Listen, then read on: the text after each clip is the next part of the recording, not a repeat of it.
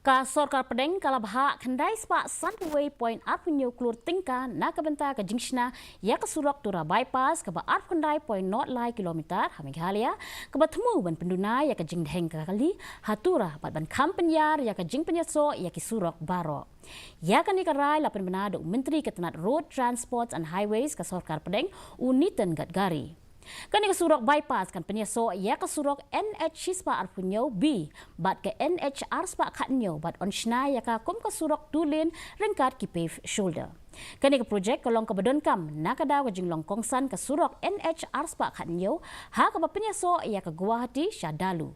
Kabalong ka Jakasor haki kaput jong ka India bat ka Bangladesh ka badon ya ka checkpost jong ka Tenat Custom.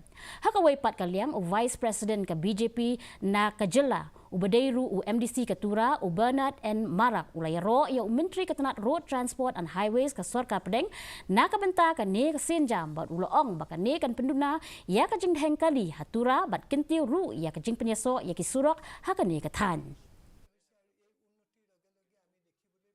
To our Union Minister Sri Nitin Gadkari ji, who has sanctioned 951 crore for almost 30 km of bypass, Tura bypass, which would ease the traffic congestion in the town of Tura.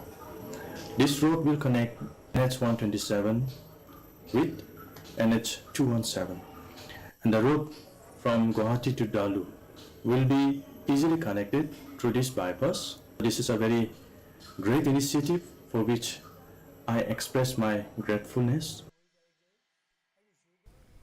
U Director ka Tenat